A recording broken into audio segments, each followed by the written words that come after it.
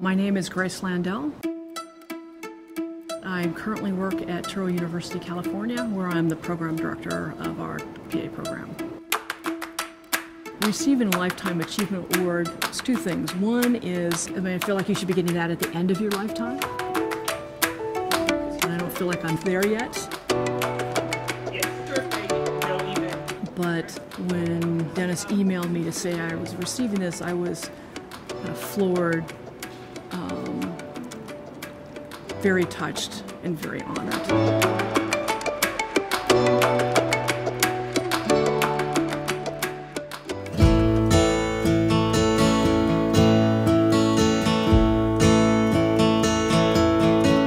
So here at Touro University, my day-to-day job as a program director is a little bit of everything. I do some teaching, also do grant writing, do some lecturing. I'll help out with our lab courses. Thank you. See you tomorrow. Bye. I actually love being in the classroom, and it's the thing I miss the most, doing administrivia now. A lot of meetings.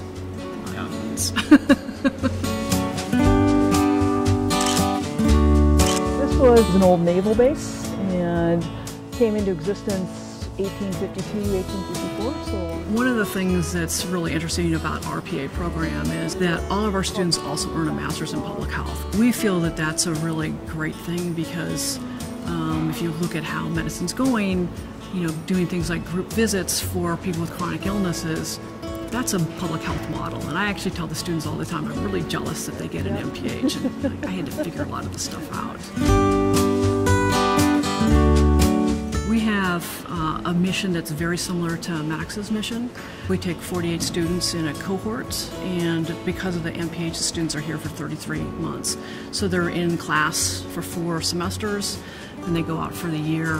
That also includes a 6-week public health field study, and then they come back for a couple months and finish up kind of a summative before they graduate.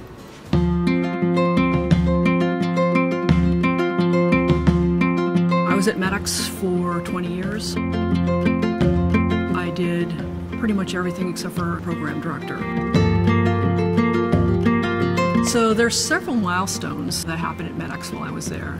The first is that we started the first of our satellite programs, and the first one was in Alaska.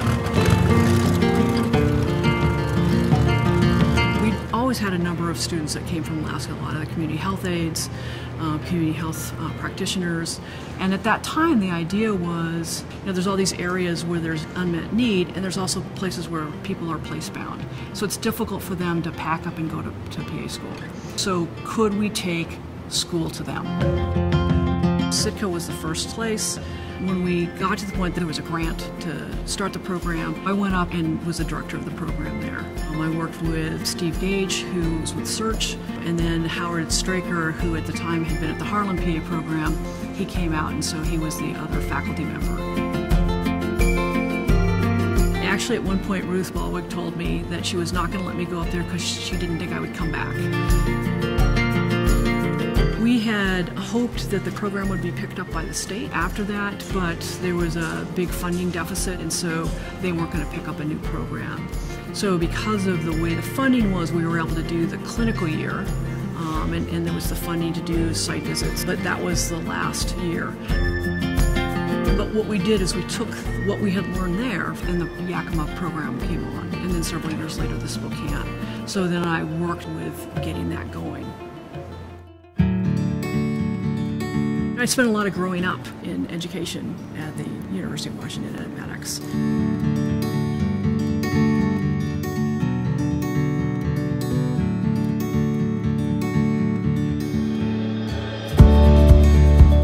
And I really value the mentoring I got there, the collaboration I got there.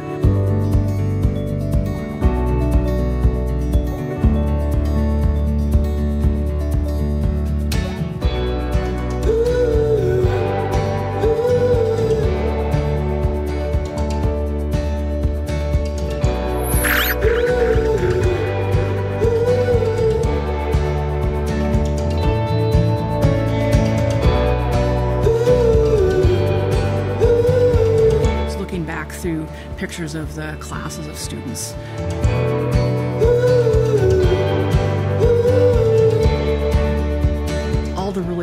people that I feel it was an honor for me to be a part of their education. I was figuring out when I left there had been about 1,300 students who had gone through the program while I was there. So, some really, really incredible people. Grace has a heart the size of California. Well, I miss Grace. Why is that? I think I miss her most because I just miss her her sense of humor. She's always pleasant. In higher education, things often can go differently than you plan. And I would say that I've never seen Grace shaken by any of that stuff. And really, whatever happens, the focus is always on how will this impact our students. Prior to coming here, I remember doing all my due diligence research, and I knew her face. And the first person I met, I was walking through the door during interview day, was Grace, and we were both kind of walking towards the door together, and I was like, oh my God, that's her, oh my God. And I was trying to outwalk her to the door to get the door for her to make a good impression. She outwalked me to the door to hold the door for me. She's very supportive of her staff. She's very, she gives you a direction and lets you go in it.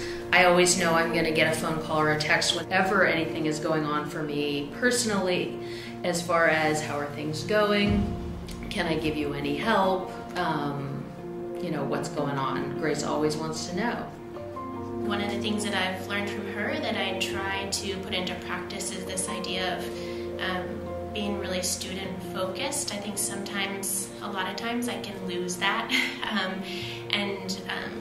but I think she's helped me kind of bring that back to the students and what's best for the students. The first time I went to a physician assistant conference with her, I was walking with her through the hallways, and it was like being with the prom queen. She knew everyone, and everybody wanted to say hello and give her a hug and catch up with her. It's like you walk around and there's Grace Landel, that's Grace Landel. I don't really know of that many people who would go above and beyond like she has, and that really makes me want to come back to work every day. So thank you, Grace. Grace, I just want to add my voice to everyone else's in congratulating you on achieving this well-deserved award. You and I worked together for over 20 years at MEDEX, and you were a great friend and colleague, and I have very fond memories of our time together. But more important even than that was the fact that you were a fine teacher and a strong role model for the students, and you had a significant impact on a whole generation of MEDEX graduates, and we're all better off for that.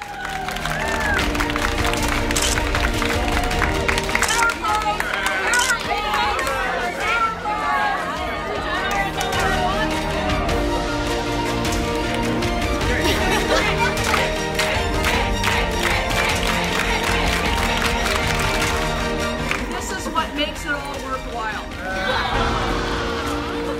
So once again, congratulations, best wishes, and I'm looking forward to seeing you soon.